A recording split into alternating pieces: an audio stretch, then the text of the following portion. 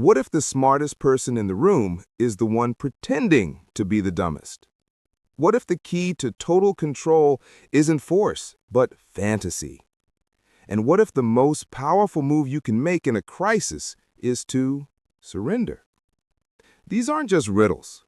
They are strategies of power, and they are designed to give you a supreme advantage. Today, we are diving deep into one of the most complex and manipulative sections of Robert Greene's The 48 Laws of Power. We're tackling laws 21 through 33. This is where the book stops being about simple defense and starts teaching advanced psychological warfare. If you're ready to see the world and the people in it through a new lens, let's begin. The laws. First up, Law 21. Play a sucker to catch a sucker. Seem dumber than your mark. The core of this law is make your enemies and targets feel smarter than you. If they underestimate you, they lower their guard. Their arrogance becomes a veil that blinds them, and behind that veil, you can operate freely. Example: think of the classic TV detective Columbo. He would show up in a wrinkled trench coat, scratching his head, acting confused. "Oh, just one more thing, sir. I don't understand." He played the bumbling fool, making the murderer feel superior and overconfident. That overconfidence was always what led them to slip up and reveal the crucial clue. Takeaway: never let your intelligence be a threat. Let people feel superior. It's the ultimate camouflage.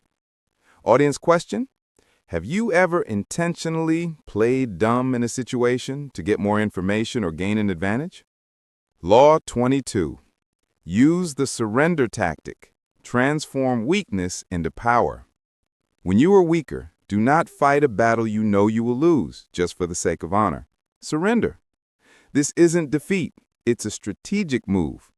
Surrendering gives you time to recover, time to regroup, time to observe your enemy's weaknesses from the inside, and time to wait for their power to fade. Example: during the rise of Rome, many smaller kingdoms knew they couldn't win a direct war. Instead, they would formally surrender to Rome, becoming a vassal state. This saved them from being destroyed. From this surrendered position, they could bide their time, adopt Roman strategies, and wait for the perfect moment of Roman civil war or weakness to reclaim their independence. Takeaway: don't be a martyr. Live to fight another day. Law 23. Concentrate your forces. Power is like the sun. If you diffuse its rays, it creates gentle warmth. But if you focus them with a magnifying glass, they can start a fire. Find your one great strength, or your one key objective, and apply all your energy, resources, and focus to that single point. Stop spreading yourself thin. Example: the Rothschild banking dynasty. In the 18th and 19th centuries, they didn't try to open a bank in every small town. They concentrated their 5 brothers in the 5 key financial centers of Europe: London, Paris, Frankfurt, Vienna, and Naples. By controlling these critical hubs, they control the entire continent's finances. Audience question: what is the one thing in your life that would completely change if you gave it 100% of your focus instead of your current 20%? Law 24. Play the perfect courtier. This law is the art of indirectness and social grace. In any organization, you are in a court, and there is always a king. The perfect courtier is a master of this game. They make their superiors feel brilliant. They never outshine the boss. They are gracious. They hide their own efforts to make their work seem effortless, and they never deliver bad news directly. Example: Talleyrand, a French diplomat who famously survived the French Revolution, the reign of Napoleon, and the restoration of the monarchy. He did it by being indispensable, charming, and never appearing more intelligent or more ambitious than whoever was currently in power. He adapted and thrived while kings and emperors rose and fell. Takeaway: your skill alone is not enough. how you manage your relationships with those above you is paramount. Law 25. Recreate yourself. Do not accept the role that society, your family, or your friends have given you. Be the master of your own image. Forge a new identity, one that commands attention, respect, and interest. This is about becoming the author of your own story, rather than just a character in someone else's. Example, look at Madonna. She didn't just have one career. She was the boy toy in the 80s, then the spiritual ray of light artist, then the Evatina stateswoman, then the Confessions disco queen. Every few years, she recreated herself, forcing the public to reevaluate her and keeping herself relevant for decades. Audience question: if you could completely recreate your public persona, what would it look like and why? Law 26. Keep your hands clean. You must appear to be a model of civility and efficiency. Your hands are never soiled by mistakes or dirty work. How? You use cat's paws, other people to do the tasks that are morally or politically dangerous.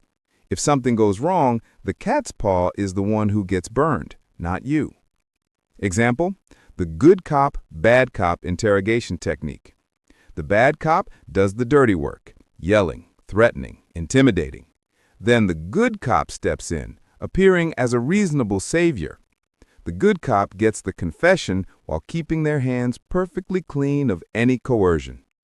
Takeaway: always have a scapegoat or a tool to deflect blame. Law 27. Play on people's need to believe to create a cult-like following. Humans have a desperate, overwhelming need to believe in something. Offer them a cause to follow, a grand vision, a new way. Robert Greene lays out the steps. Keep it vague, promise the moon, create rituals, set up an us versus them dynamic. This creates a loyal group that will defend you and do your bidding. Example: this is the blueprint for almost every guru, charismatic business leader, or wellness brand. They don't just sell a product, they sell a movement. They sell a new identity, a community, and a sense of purpose that followers are desperate for. Audience question: what cult-like groups, corporate, social, or political, do you see operating in the world today? Law 28. Enter action with boldness. If you are timid, your doubts will infect your actions. Hesitation creates gaps for your enemies to attack. Boldness, on the other hand, creates an aura of power. It commands attention.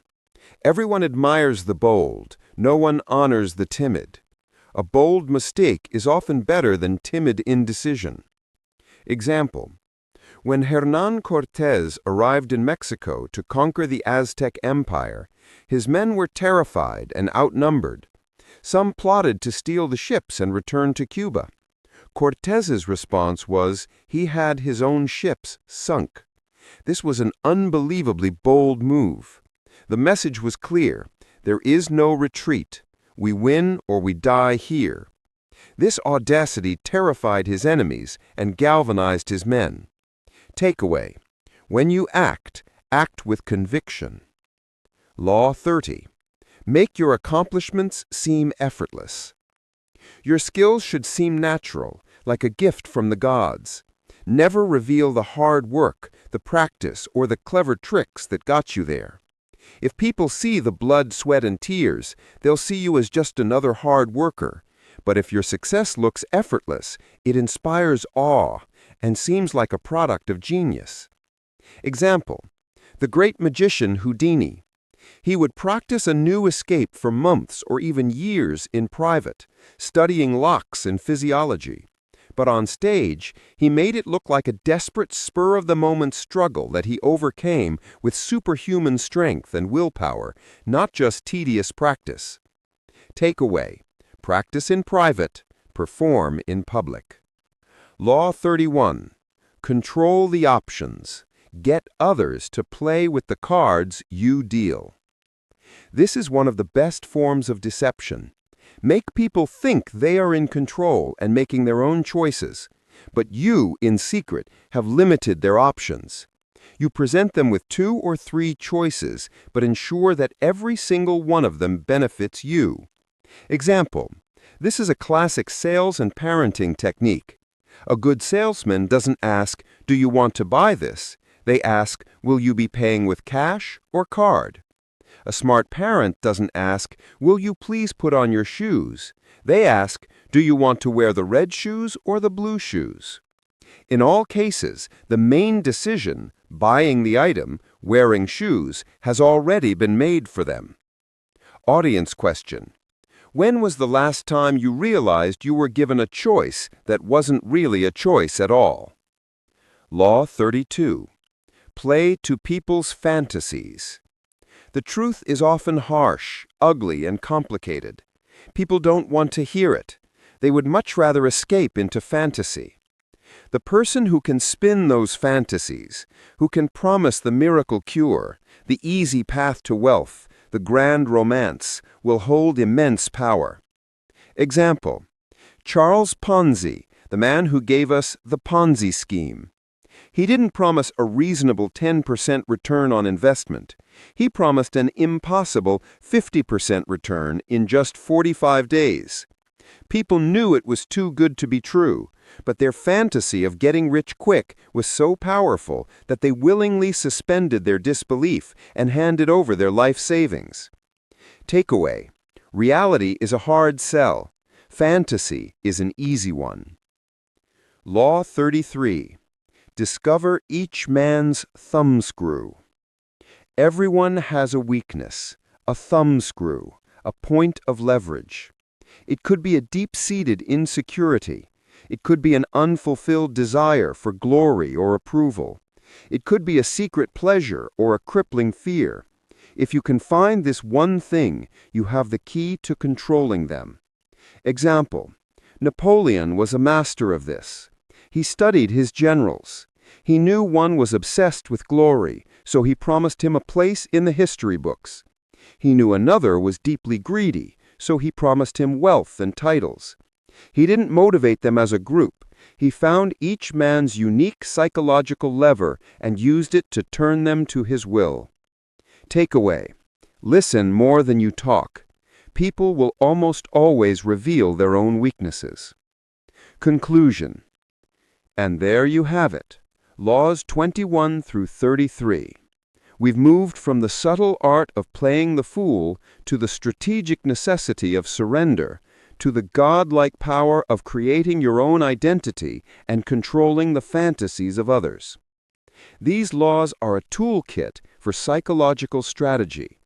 They show us time and time again that power is a game of appearances, indirectness, and ruthless planning. But now I have to ask you the most important question of all. As we get deeper into this book, the laws get darker. Is there a line you won't cross? Which of these 13 laws do you find to be the most powerful, and which one do you find to be the most morally corrupt? Let me know your thoughts in the comments below. If you found this breakdown valuable and want to master the final set of laws, be sure to like, subscribe, and hit that notification bell so you don't miss the epic conclusion to this series. Until next time, plan your moves.